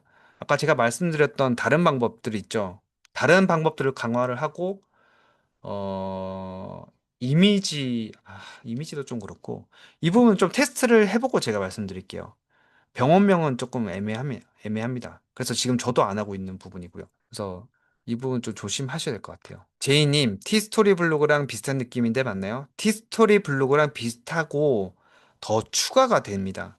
지금 제가 말씀드리는 헤딩 태그나 뭐 FAQ나 이런 것들 기존에 있는 SEO 구조가 맞고요. 근데 제가 말씀드리는 거는 플러스 AEO랑 GEO입니다. 그래서 지금 제이님이 말씀하신 티스토리 구조에 얹어서 더 고도화 시킨 겁니다. 더 고도화 시킨 버전입니다. 아시겠죠? 그래서 첫 문단 설계를 좀 다르게 하실 필요가 있어요. 예전에는 이런 식으로 뭐 안녕하세요. 뭐 어디 어디 업체입니다. 뭐 최신 장비와 뭐 1대1 맞춤 프로그램으로 이제 건강한 청력 변화를 만들어 드리고 있습니다. 약간 이런 뉘앙스의 글을 썼단 말이에요. 또는 뭐 땡땡 인테리어입니다. 저희는 뭐 고객님의 감성에 맞춘 디자인과 합리적인 비용으로 최고의 시공을 약속드립니다. 이런 홍보글을 쓰셨을 거예요. 근데 그게 아니라 요즘에는 정확하게 보청기 한쪽 가격 300만 원? 이라고 하는데 과연 비싼 걸까요? 실은 뭐 브랜드, 세부 모델, 지원금 여부에 따라 가격대는 천차만별로 달라집니다. 뭐 청능사 자격 취득 후에 20년 경력의 청각 전문가가 후회 없는 선택 기준을 정리했습니다. 좀 다르죠, 느낌이? 300만 원이라는 정확한 가격을 제시를 했고요. 한쪽, 그것도 양쪽이 아니라 한쪽. 그리고 이 가격이 사실은 이거에 따라 달라진다. 브랜드, 세부 모델, 지원금. 좀 정답을 많이 깔아놓아요. 초반부에. 그리고 내가 이런 사람인데 20년 경력이 있는데 내가 알려줄게. 아까 제가 말했던 숫자가 들어가요. 숫자가 들어가죠. 좀 되게 구체적이죠. 이런 식으로 어, 도입부를 짜야 이제 AI 관점에서는 이건 20년 경력 전문가구나. 보청기 한쪽 가격이 300만 원 가격? 이게 비싼 거에 대해서 말을 한다고? 아, 근데 이게 다르다고? 이런 식으로 이게 많은 정보가 함축되어 있어서 이 콘텐츠를 채택할 확률이 비약적으로 증가를 하는 겁니다. 인테리어 업체도 마찬가지예요. 같은 25평이어도 견적이 400만 원 차이 나는 이유. 내가 최근 1년간 37건 시공을 해봤는데 그 데이터 바탕으로 이런 것들을 알려줄게. 약간 이런 느낌으로. 근데 이런 것들이 사실은 사람의 두뇌로 우리가 평소에 글을 잘 못 쓴다는 가정하에 이런 글들을 뽑아내기가 쉽지가 않죠. 그래서 이런 것들을 좀 GPT에 담아봤고요. 그래서 GPT로 뽑았을 때 이런 원고가 나올 수 있도록 좀 구조를 짜봤습니다. 아시겠죠? 이것도 좀 반복되는 내용이긴 한데, 어, 이런 내용이 도입부에 나오기 때문에 기존의 블로그 마케팅과 같은 후킹이 나올 수가 없는 구조이고요. 기존 블로그 마케팅처럼 후킹이 나오려면 제목도 되게 뭔가 쇼킹한 제목이 들어가야 되고 약간 반전적인 제목이 들어가야 되는데 그런 반전 제목이 안 되죠. 첫 번째로. 그리고 이런 도입부에 정보를 많이 깔면 안 되죠. 후킹은. 정보를 최대한 감추고 가치 입증 권위를 좀 부여를 한 다음에 그 다음에 정보를 주고 하는 흐름으로 가야 되는데 그게 정반대가 됐어요. 그렇기 때문에 이런 흐름이라도 잘 가져가서 좀 검색 사용자가 이탈 없이 끝까지 CTA로 잘 도착할 수 있도록 유도를 하는 수밖에 없습니다. 그래서 너가 이 문제를 가지고 검색을 했지? 그리고 너가 이런 상황이지? 그런데 내가 이 정도 경력을 가진 전문가니까 내가 이 문제에 대해서 내가 알려줄게. 정보를 줄게. 하고 정보를 친절하게 충분히 주고, 그 다음에 실질적으로 이런 사례가 있었어. 그리고 그 사례를 만든 상품이 바로 이거야. 하면서 자연스럽게 CTA로 넘어가는 겁니다. 그래서 어찌 보면은 억지스러운 홍보성 문구 없이도 전환을 일으켜낼 수 있고요. 지금 제가 분양사무소 한 곳을 대행하고 있는데 그 업체를 대상으로 해서 이런 실험을 되게 많이 하고 있어요. 그래서 좀 정리를 하자면 좀 중구난방으로 좀 진행을 하는 경우가 있는데 제가 서두에 말씀드렸다시피 이 강의가 하루 만에 기획됐기 때문에 이렇게 약간 교환이 약간 뭐라고 해야 될까요? 맥락 없이 막 흘러가는 수가 있다라는 것 좀 알아두시면 좋을 것 같습니다. 그래서 AI가 알아서 가져가는 블로그의 3대 프레임이 있어요. 지금 이거 다 5단계라고 했지만 결국 더 함축을 하자면 검색 의도를 해석하는 이런 패러다임이 바뀌었다. 우리가 기존에 이제 키워드 반복을 통해서 키워드 상위 노출시켰던 것은 이제 단순히 이제 노이즈가 돼버리고요. 제가 아까 문장 검색 보여드렸다시피 문장 차원에서 사용자가 왜 이 검색을 했는지 파악하고 그리고 내가 쓴 글이 어떻게 핵심 메시지로 도출될 수 있는가를 고민을 하셔야 돼요. 그리고 답이 보이는 구조, 이게 굉장히 중요하다고 했죠. 제목에도 답이 들어가 있어야 되고 도입부에서도 정보가 촘촘히 들어가 있어야 돼요. 그 이후에 문제 제기, 정보 제공, 사례, 구조화를 하셔야 되고 제가 계속 반복해서 하는 이유가 중요하기 때문에 그런 거예요. 그리고 신뢰를 만드는 근거라고 해서 제가 추상적인 표현을 하지 말라고 하셨고, 숫자 기반으로 그런 객관적인 증거, 정량적인 데이터, 실제 경력, 그런 고객 사례, 그리고 일관된 명칭이나 브랜드 명을 사용해야 AI가 정확하게 인지를 하고, 아, 여기는 믿을 만한 곳이구나 해서 그 내용을 채가는 거예요. 이런 것들이 잘 이루어졌을 때, 이제 AEO랑 GEO와의 그런 기준이 만족되면서 내 글이 채택될 확률이 높아진다는 겁니다. 아시겠죠? 뭐 이거는 순서를 좀 간추려 봤는데 큰 의미는 없습니다. 그냥 의도 정의. 이거는 되게 추상적입니다. 의도 정의라고 해봤자 결국에는 넘겨짓기밖에 되지는 않고 그냥 말 그대로 사람들이 AI 에이전트에다가 어떻게 문장을 넣을까 이거를 추론하는 건데 사실상 불가능하죠. 사실상 불가능하고 내가 할 수 있는 방법은 그거 딱 한 가지입니다. 내가 내 고객이 되어보는 거예요. 그냥 빙의를 해가지고 아 내가 내 상품을 구매하려는 잠재 고객이라면 하고 빙의를 한 다음에 계속 추론을 할 수밖에 없어요. 그래서 테스트를 엄청 많이 하셔야 되고. 그래서 이런 본문 구성의 흐름이라던가 그리고 어떤 메시지를 전적으로 이렇게 할까 또는 어떤 디테일을 추가를 할까 아까 도입부에 제가 보여드렸던 것처럼 그 제목 설계를 어떻게 할까 그리고 AI한테 테스트를 해서 내 글을 전체 원고를 넘겼을 때 이 글의 핵심 메시지가 뭐야? 라고 물어봤을 때 내 의도랑 일치를 하는 것인가? 이런 것도 한번 체크를 해보시고 도입부에 그런 문제 제기라든가 그런 구조들 있죠. 내가 어느 정도 전문성을 갖고 이런 콘텐츠를 작성을 하는지 이런 것들을 정확히 들어가 있는가 이런 것들을 체크리스트를 통해서 한번 점검을 해보시길 바랄게요. 근데 이런 것들이 하나하나 다 맞춰 적으려면 어려울 거예요. 그렇기 때문에 제가 GPT를 만들었고 GPT를 통해서 원고를 뽑으면 웬만하면 이 일곱 가지가 다 기준에 맞는 그런 원고가 튀어나옵니다. 그냥 그 원고를 가지고 이제 퇴고 작업을 하시면서 여기에 이 기준에 맞춰가면 되는 거겠죠. 음, 다 중복되는 내용입니다. 추상적으로 하지 말라. 그리고 디테일하게 해라. 그다음에 정량적으로 해라. 그리고 홍보를 하지 마라. 이런 카피라이팅의 흐름을 따라가라. 그리고 후킹하지 마라. 정답형으로 가라. 이게 핵심입니다. 에코님, 근데 근본적인 궁금점이 있습니다. 제로 클릭 시대에서 블로그 노출 자체는 후순위를 밀렸는데 결국 SEO, AO 다 잡아서 글을 쓴다 해도 그 블로그 자체 유입이 안 생긴 것 같은데 브랜드 블로그 클라이언트 계속 제가 솔직하게 말씀드려 볼까요? 솔직하게 말씀드리면 지금 에코님이 말씀하신 게 반 정도 맞습니다. 지금 이미 브랜드 블로그를 원하는 클라이언트가 줄어든 게 맞고요. 지금 남아서 활동하고 있다는 것 자체가 지금 뭐라고 실력이 있는 겁니다. 강한 자만이 살아남습니다. 강한 자만이 살아남고 저처럼 계속해서 이 변화에 대응을 해야 돼요. 계속 기존 방식 고집하고 뭐 기존처럼 뭐 키워드 상위 노출 뭐 막 고집하고 이런 거 있죠. 이런 걸로는 안 됩니다. 잠시 이제 홈판이 떴었던 케이스가 있는데 그 홈판 역시도 사실은 사업자 관점에서 보면 사업자는 홈판 그렇게 매력적이지 않거든요. 그냥 컨텐츠 크리에이터 관점에서 보면 홈판이 매력적일 수는 있지만 예를 들어 애드포스트 수익 이런 것들을 원하는 사람들은 홈판이 좀 유효했을지는 모르겠지만 사업자 관점에서는 홈판이 그렇게 매력적이지는 않았습니다. 근데 지금 AI 탭이 도입되고 아까 제가 서두에 말씀드렸던 것처럼 AI 탭이 통검으로 넘어오는 순간 그때는 사업자들도 유의미해지는 거거든요. 근데 그걸 그 관점에서 봤을 때 그러한 미래를 이제 대비가 되어 있느냐 안 되어 있느냐 이 차이겠죠. 물론 지금 5월 12일 지금 현재 시점에서는 블로그 노출 자체가 후순위에 밀린 게 맞습니다. 그리고 되게 비관적인 것도 맞아요. 블로그 마케팅 시장이 굉장히 줄어들 거라고 생각을 합니다. 근데 그 줄어드는 그 파이 속에서 그래도 하고 있는 사람들은 여전히 있거든요. 저처럼. 저도 지금 블로그 마케팅 시장이 이렇게 변화하고 있는데 오히려 클라이언트는 올해 초에 대비해서 세 군데가 늘었어요. 세 군데가 늘은 이유가 뭘까요? 저는 계속해서 대응을 하고 변화에 적응을 했기 때문이라고 저는 생각을 합니다. 그래서 에코님이 생각하시는 것은 지금 현 시점에는 맞는 말이다. 근데 이제 미래에서는 조금 달라질 확률이 높아진다. 왜냐? 아까 제가 말씀드렸던 것처럼 AI 탭이 통금으로 넘어오는 순간, 그때는 이제 대비되어 있는 사람은 치고 올라올 거기 때문이죠. 대비되어 있는 사람들. 저는 이제 그런 것들을 좀 일찍 약간 눈을 떠가지고 이쪽으로 계속 파고 있는 거고요. 근데 저도 이게 정답인지는 모릅니다. 정답인지는 모르고요.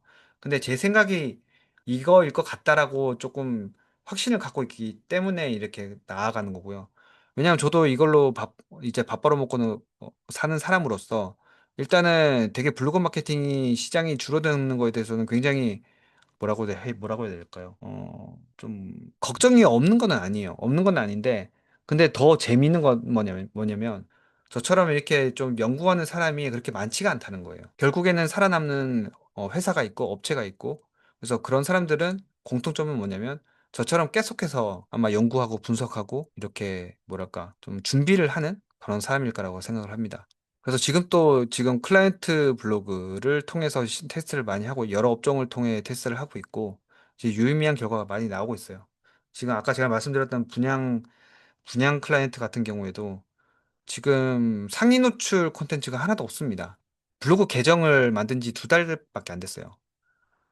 만든 지 2달 된 그런 계정을 가지고 지금 계약만 4건 만들었습니다. 제 GPT스를 통해서 상해 노출 없이 그걸로 봤을 때 좀 유의미하지 않을까라는 지금 생각을 하고 있습니다. 상해 노출 없이 계약 4건을 만들기가 어렵죠. 그래서 그런 경험과 노하우를 바탕으로 지금 이 무료 강의를 진행을 하고 있는 거고요. 그래서 지금 여러분들 기다리셨던 시연 시간이 왔고요. 그래서 지금 시연은 어떤 시연을 할 거냐면, 어, 일단은 지금 오늘 라이브 강의 참여하신 분들 중에 본인의 업종 키워드로 한번 GPT를 돌려보고 싶다라고 하시는 분들 계실 거예요. 그래서 좀 뭔가 그런 타깃 키워드가 있다. 어떤 내가 목표하는 키워드가 있다 하시는 분. 그리고 저한테 셀링 포인트를 말씀해 줄 수 있는 분. 어.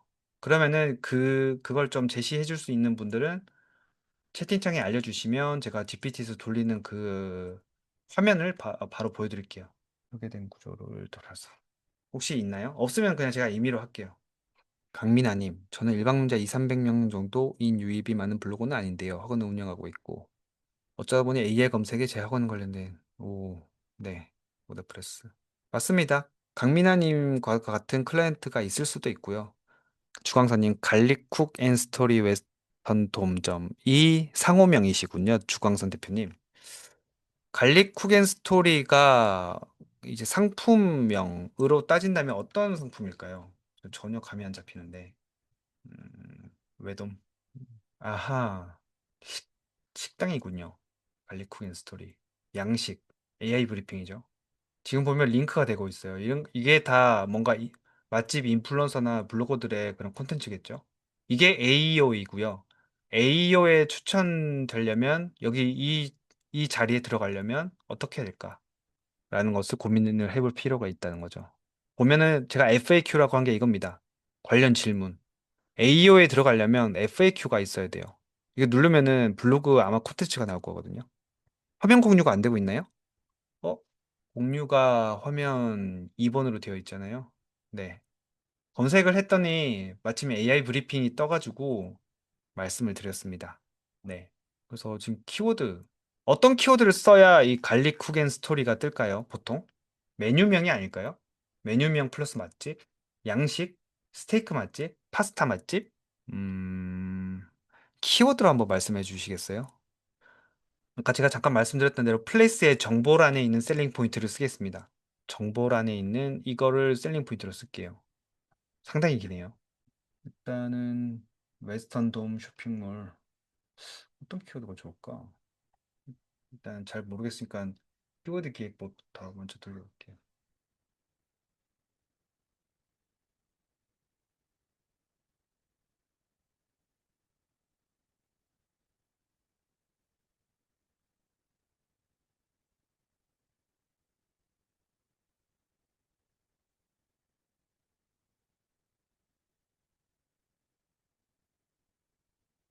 이것도 제가 개발한 GPT 쓰고요.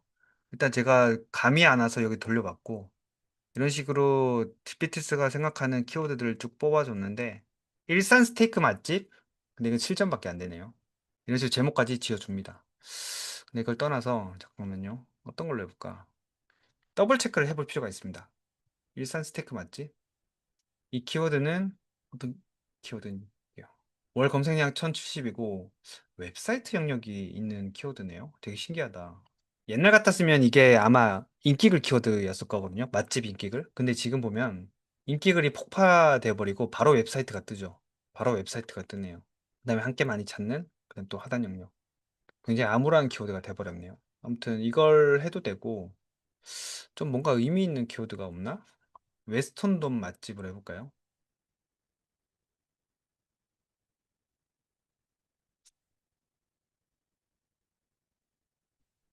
좀 진짜.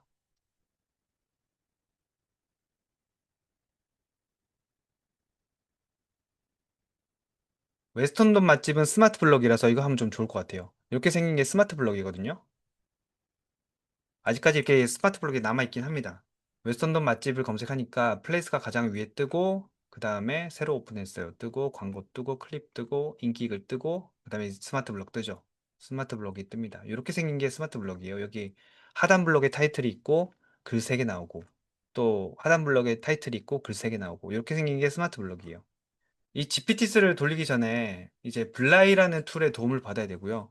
이 블라이가 뭐냐면 이제 상위 노출을 도와주는 상위 노출 지원 툴입니다. 그래서 경쟁 포스팅 분석에 들어가서 웨스턴 맞지? 예전에는 상위 노출할 때 스스로 분석을 하긴 했는데 그러려면 시간이 너무 오래 걸리기 때문에 지금 이렇게 다 툴을 돌립니다. 그래서 하위 블럭인 웨스턴덤 고기 맛집 여기를 목표로 해볼게요. 인기글 말고 웨스턴돔 고기 맛집에 노출시키기 위한 콘텐츠를 만들어 보겠습니다. 그래서 지금은 SEO죠. 어찌 보면은 SEO를 타깃해서 지금 현재 웨스턴돔 고기 맛집이라는 하위 블록, 웨스턴돔 고기 맛집이라는 이 하위 블록에 이 자리에 내가 꿰차기 위한 콘텐츠를 만들어 보는 겁니다. 이 자리 꿰차기 위한 콘텐츠를 만들어 볼게요. 그래서 블라이에서 현재 이 노출되고 있는 1, 2, 3위, 1, 2, 3위 글을 불러옵니다. 1, 2, 3위 글을 불러와요. 분석을 합니다. 이렇게 경쟁 포스팅을 분석하는 이유가 뭐냐면 SEO는 기본적으로 현재 노출되고 있는 이 글들 자체가 네이버라는 검색 엔진으로부터 인정을 받았기 때문에 이 자리에 있는 거예요. 네, 귀납적으로 생각해서 이 자리에 있는 이유가 네이버한테 인정을 받았다. 그래서 얘네들이 쓴 형태와 비슷하게 글을 쓰면 나도 이 자리에 들어갈 수 있다라고 해석이 되는 거예요. 느낌 아시겠죠? 이렇게 귀납적으로 해석이 이루어지기 때문에 블라이에서 이렇게 어, 추적을 하는 겁니다. 그래서 네이버가 보는 글의 형태예요. 이렇게 다 형태소 단위로 쪼개서 봅니다. 이렇게 진한 네모로 표시된 형태소들은 1, 2, 3위 글들이 공통적으로 쓴 형태소이고요. 그 다음 진한 네모에 있는 이런 형태소들은 이 세 개, 1, 2, 3위의 글들 중에 두 개의 블로그들이 공통적으로 쓴 형태소입니다. 그리고 가장 연한 네모에 있는 이런 형태소들은 이 세 개의 블로그 중에 단 하나의 블로그만 쓴 형태소입니다. 그래서 우리는 느낌 딱 오시죠? 제일 진한 네모를 좀 갖다 써야 되겠다라는 느낌이 드시나요? 그래서 정리를 해보면 좀 이게 잘 안 보이니까 메모장으로 좀 옮겨보면 이렇게 됩니다. 공통 형태소가 3-3 이거겠죠? 3/3이 3개 블로그 중에 3개가 다 쓴 공통 형태소다. 그래서 내가 글을 쓸 때 얘네들을 다 갖고 가서 쓰면 네이버가 좀 인정을 해주지 않을까? 라고 귀납적으로 추론을 할 수가 있습니다. 이걸 감안해서 GPT스를 돌리는 겁니다. 자, 키워드를 이렇게 뽑아봤다면 그리고 제가 불크리스로 키워드를 확정하고 그리고 블라이를 통해서 상위 노출 분석을 했죠. 그럼 이제 GPT를 돌릴 차례입니다. 사전 작업이 끝났어요. 사전 작업이 끝났으니까 이번에는 제가 개발했던 단단한 글쓰기 이 버전입니다. 돌아와서 여기 어떤 걸 쳐넣느냐? 처음에 이 목표 키워드를 넣어요. 뭐였죠? 웨스턴돔 고기 맛집이에요. 왜냐? 물론 키워드를 맨 처음에 웨스턴돔 맛집이라고 쳤지만 결국 우리가 들어가야 될 하위 블록은 웨스턴돔 고기 맛집 하위 블록이기 때문에 요 블록이 요 블록의 하위 블록의 이 키워드가 이제 제목에 들어가야 돼요. 느낌 아시겠죠? 붙여쓰기 하겠습니다. 왜 붙어 있으니까. 물론 제목에는 떨어져 있지만 그냥 저는 이 띄어쓰기를 따라가겠습니다. 자, 그래서 목표 키워드는 웨스턴돔 고기 맛집 그리고 본문에 반드시 포함되어야 할 형태소를 이거 아니죠. 이것만 세 개 공통 형태소만 넣겠습니다. 아, 참. 하고 글의 목적을 좀 적어줄게요.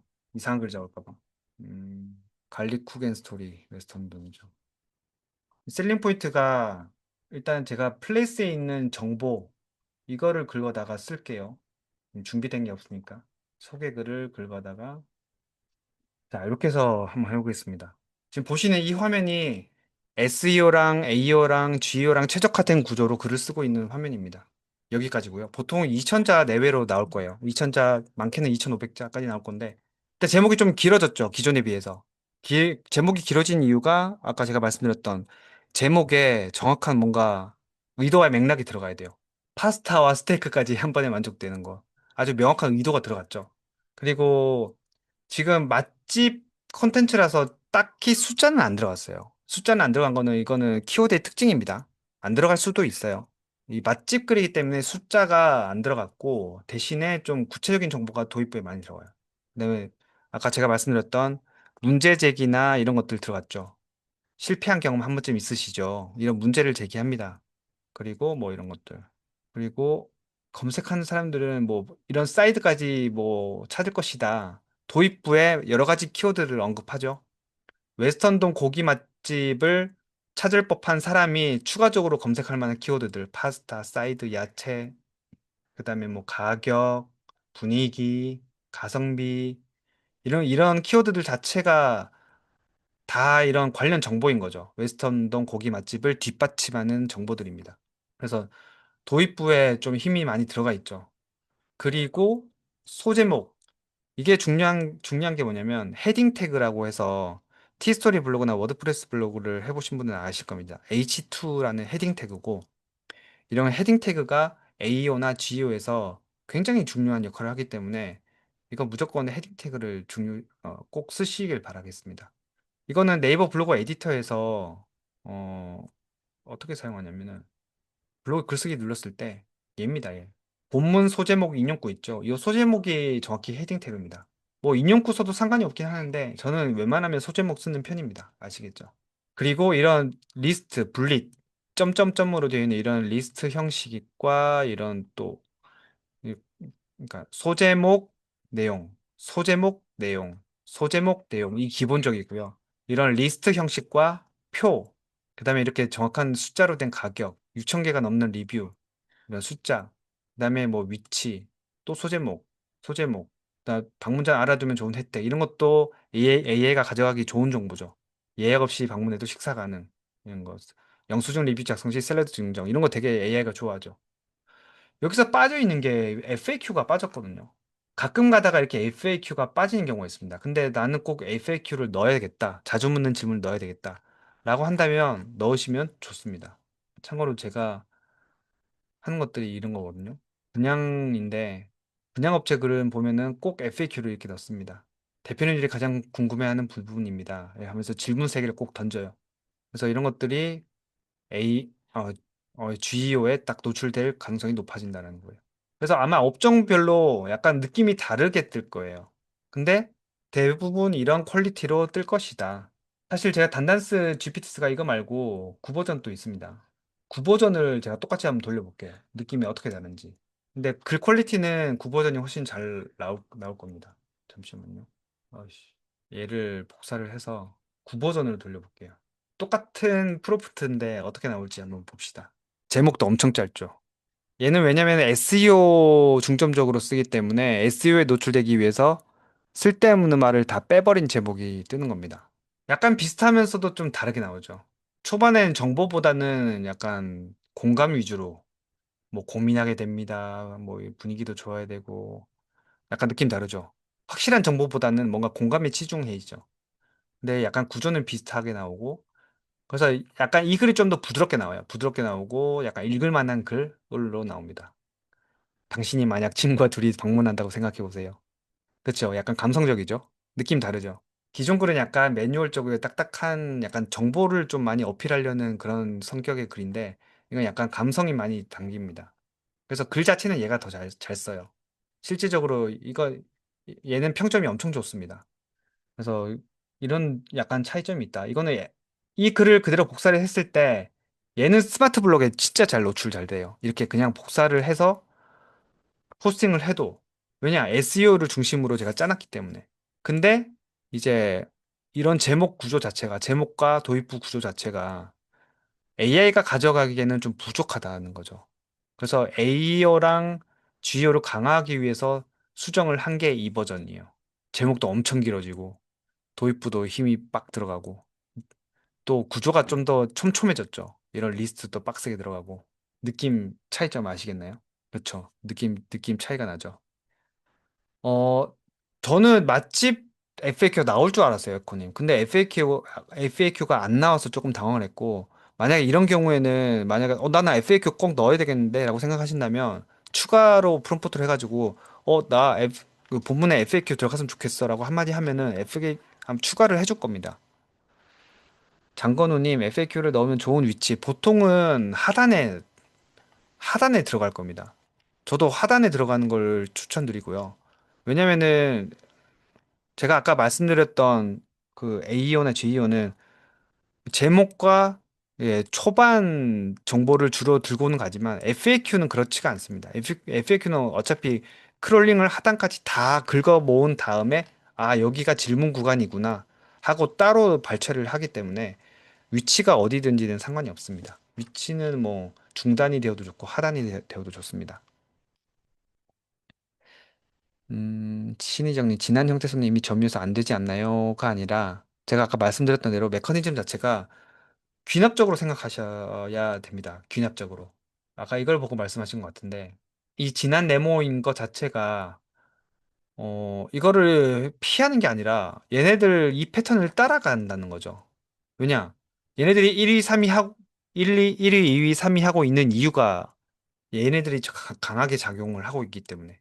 만약에 강하게 작용하고 있는 이런 형태소들을 다 빼버리고 글을 쓰면 그런 양질의 글에 대한 인정을 못 받게 되겠죠. 이렇게 생각을 하셔야 돼요. 아시겠죠? 그다음 또 뭐가 있을까? 갈리쿠겐 스토리 보여드렸고요. 그다음에 민감성 피부, 저자극 기초 스킨 케어 제품 미차이.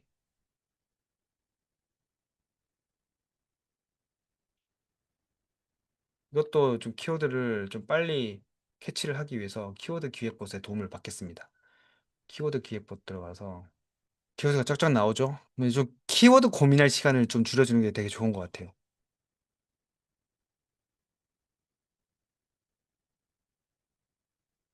저자극 스킨케어라는 키워드가 눈에 띄네요. 저자극 스킨케어. 아, 만주파보다. 저자극 스킨케어를 한번 검색을 해봅시다. 스킨케어 브랜드? 이거는 그다지 생각보다 GPT가 왜 이런 키워드 추천하는지는 모르겠는데 대신 포워드는 엄청나게 높네요. 이거 왜 이러지? 이런 키워드가 있나? 피부 장벽 케어. 이것도 좀 눈에 띄네요. 아, 잠깐만요. 이게 왜 이러냐. 피부 장벽 케어가 이것도 40밖에 안 되네. 다 통합 랭킹으로 바뀌었죠. 처참합니다. 블로그가 없어요. 블로그가 저 밑에가 있고. 그쵸? 어떤 키워드가 좋을까? 순한 화장품 추천. 미차이 스킨케어 쳐볼까요, 그냥? 브랜드 서적. 어? 그냥 미체어 쓰면 나오는 핸드크림? 핸드크림은 아니잖아요. 핸드크림 해도 될까요? 핸드크림이 유명하신 것 같은데. 이것도 통합 랭킹이네요. 좀 암울하다, 진짜. 블로그가 뜨긴 뜨네요. 그쵸? 그냥 이거는 시범 삼아 해보는 거기 때문에 그냥 키워드 종류 안 가리고 이걸로 한번 해볼게요. 미차이 핸드크림이라는 키워드로 한번 해볼 거고요. 이것도 마찬가지로 똑같이 하는 겁니다. 경쟁 포스팅 분석을 해서. 근데 통합 랭킹은 사실 이거 안 해도 돼요. 통합 랭킹은 이게 제가 이거 돌리는 이유가 인기글이나 스마트 블록 키워드 같은 경우에는 되게 명확한 로직이 존재하기 때문에 경쟁 포스팅 분석을 통해서 비슷한 패턴을 따라가면 상위 노출되는 특징을 갖고 있어요. 근데 음, 통합 랭킹은 그런 명확한 그런 공통 패턴이 없습니다. 딱 보면 느낌 나죠? 물론 이 5위랑 6위 글은 약간 비슷한 뉘앙스의 그런 제목을 갖고 있긴 한데 좀 4위 글을 보면 완전 다르죠. 그리고 지수가 낮은 블로그들도 잘 노출되고 있습니다. 그래서 사실 뭐 스마트 블록이나 인기 글과 같은 그런 딱 정해진 로직이 있지가 않아요. 그래서 근데 한번 순서 다 보니까 이런 순서가 있다는 걸 다시 보여드리기 위해서 이걸 한번 써볼게요. 이 차이 핸드크림 쳤을 때 나는 통합 랭킹 영역에 노출되고 싶어. 통합 랭킹 한번 눌러주시고, 응? 다 웹사이트네요. 미차이 핸드크림 아닌가? 왜 얘네 둘이 다른 결과를 보여주지? 일단 블로그 탭을 우선 급한 김에 해볼게요. 1, 2, 3위 글을 갖고 와서 분석을 시킨 다음에 블로그 탭은 아시는 분은 아시겠지만 C랭크 로직만 작용을 합니다. 그래서 이걸 복사를 해서 메모장에다가 하고 이런 것들이 이런 게 공통 형태소다. 공통 형태소를 GPT에 넣습니다. 어디에다가? GPT에다가. 목표 키워드가 미차이 핸드크림.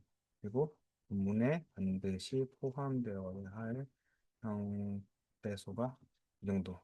그리고 내 목적.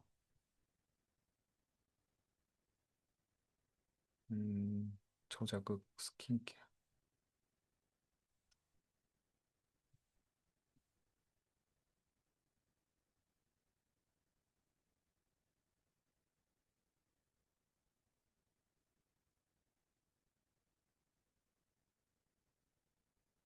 이걸 셀링 포인트가 혹시 있나요? 미차이 브랜드에 대해서? 음, 얘가 이거 색인을 할 수 있을까? 음, 어, 뭐야, 왜 네이버 페이가 되는 거지? 아, 잠시만요. 다 떼버리고 이것만 해야 되겠다, 그냥. 과연 읽을 수 있을까? 답변이 되게 빠르죠. 원래 이런 거 할 때는 고급 모델 쓰는데 제 거는 고급 모델 안 써도 되게끔 만들었습니다. 어? 이거는 아마 이 부분은 좀 프롬프트를 잘못한 게 뭐냐면 제가 생각 없이 공통 형태소라고 해서 이것까지 긁어버렸는데 사실 이 가격이 밑차이 가격은 아닐 거란 말이에요. 이런 경우에는 만약에 내 제품 정보가 아니다 싶으면은 과감히 빼셔도 됩니다. 제가 지금 급하게 하느라고 그냥 다 긁어서 이런 결과가 났는데 아니 내 제품은 결과가 다르다고 하신다면 이 부분은 빼셔도 좋아요. 그리고 지금 더블 체크가 안 되는 게 뭐냐면 제가 여기 링크를 준 이 홈페이지 자체가 어떤 홈페이지 SEO 상태에 따라서 얘가 크롤링을 못하는 경우가 있어요. 이거를 못 읽어드리는 경우가 있기 때문에 여기 지금 들어가는 이 내용들도 할루시네이션이 있는지 잘 체크를 해 보셔야 됩니다. 아시겠죠? 근데 일단은 정보를 잘 읽었다는 가정하에 한번 볼게요. 정보가 잘 읽어졌다는 가정하에. 그러면 아까 보여드렸던 대로 제목이 길죠? 손끝, 손끝 갈라짐이 심하죠. 그래서 손끝이라고 명확히 표현을 했습니다. 제목에. 그리고 보습 케어, 보습. 그냥 케어도 아니고 보습이래요. 되게 디테일하죠. 그래서 손끝 보습이 중요한 사람이 뭔가를 이제 AI한테 물어봤을 때 채택되기에 유리한 그런 콘텐츠가 나왔습니다. 그래서 보면은 되게 초반 도입부도 운전이나 외부 활동 되게 디테일하죠. 손이 금방 거칠어진다. 그리고 요즘에는 향만 보는 게 아니라 보습과 케어가 동시에 되는 저자극 핸드 제품을 찾는 소비자가 많아졌다. 이 부분이 의도가 명확하죠. 보통은 핸드크림 하면 향 좋은 게 좋아 라고 했던 게 예전이라면 지금은 이제 이런 보습과 케어가 동시에 되는 저자극 핸드 제품을 찾는 소비자들이 많아졌다 라고 의도가 굉장히 명확해졌습니다. 이런 식으로 도입부에 의도가 굉장히 명확한 워딩들이 많이 배치가 되면서 AI에게 채택될 확률이 굉장히 높은 콘텐츠가 됐습니다.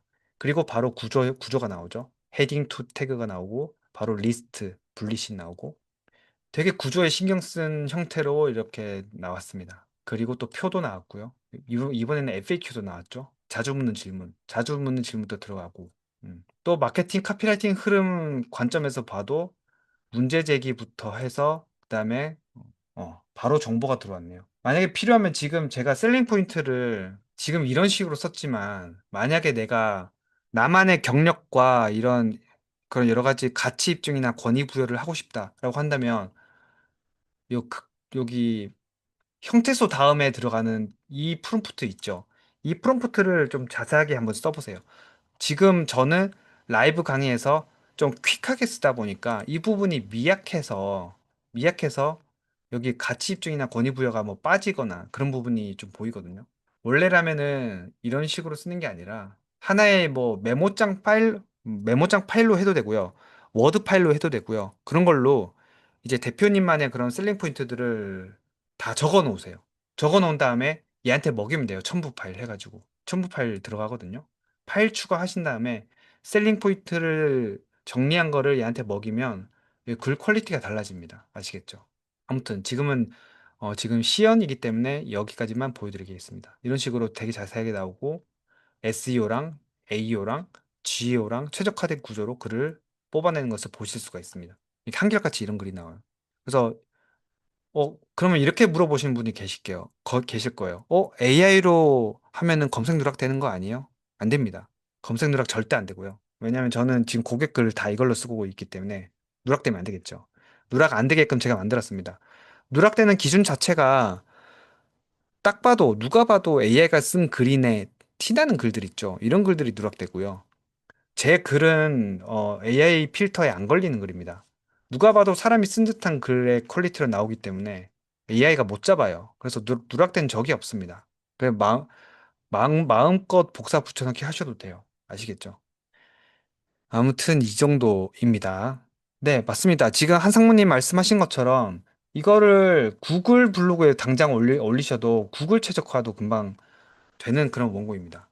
근데 아까 제가 말씀드렸다시피 구글 최적화 SEO뿐만 아니라 AEO, GEO도 들어갔다는 사실이에요. 그래서 제미나이 채택에도 굉장히 유리합니다. 제미나이 채택에도.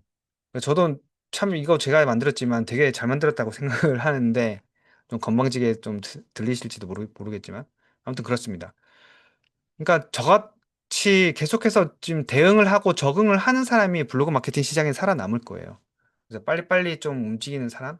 그래서 지금 통합 랭킹 영역으로 바뀌었는데 이거 어떡하지? 더 이상 인기글 스마트 블로그 없어졌는데 어떡하지? 막 좌절하고 계실 거예요. 근데 좌절만 하는 게 아니라 빨리빨리 움직이셔야 돼요. 아시겠죠? 에코님 말씀처럼 이거 자체가 구글을 기반한 거예요. 구글을 기반한 거고 지금 네이버가 후발주자로 따라가고 있기 때문에 급하게 AI 브리핑, AI 탭 따라가고 있는 거잖아요. 이렇게 갈 수밖에 없어요. 네이버도. 그래서 그걸 대비를 하는 겁니다. 도미 아빠님, 키워드 기획봇에서 뽑아낸 제목은 어떻게 사용하나요? 저는 아까 보셨다시피 일단 얘가 뽑아주는 중요도라는 것은 사실 의미가 없어요. 그냥 저는 보기 좋으라고 이렇게 뽑아놨고 근데 얘도 나름 생각해서 9점이라고 줬겠죠. 그래서 더블 체크를 합니다. 네이버에서 쓰려면. 그러니까 구글에서 쓰려면 이거 그대로 써도 되고요. 왜냐면 이게 지금 얘가 말하는 거는 거의 구글 기준입니다. 구글 기준으로 봤을 때 이렇게 되니까 너 뭐 판단해라 이건데. 근데 네이버는 아까 제가 말씀드렸다시피 되게 구글과 약간 배타적이고 좀 독립적이고 좀 약간 폐쇄적이에요. 그러니까 네이버만의 그런 시스템, 툴이 필요하고 그래서 가장 보편적으로 쓸 수 있는 것은 그거죠. 검색 키워드 뭐죠? 그 뭐죠? 검색 광고의 그 키워드 도구. 검색 광고의 키워드 도구를 주로 쓰시거나 저는 그것도 귀찮아서 저는 유료 툴을 씁니다. 불크릿이라는 걸 쓰고 블라이라는 것을 써요. 이게 지금 현존하는 툴 중에서 가장 정확도가 높은 거기 때문에 이거 두 개를 쓰는 거고요. 그래서 이거 두 개를 썼을 때 어떤 키워드인지를 더블 체크해서 내가 이 키워드를 먹어야 되겠다. 정한 다음에 블라이로 넘어가서 이렇게 분석을 하는 겁니다. 제 동선은 그렇습니다. 얘가 뽑아주는 것은 1차 키워드라고 보시면 돼요. 러프한 키워드. 그 다음에 여기서 이제 제목에 대한 힌트를 얻을 수가 있고 그런 도움을 드리는 GPTs라는 겁니다.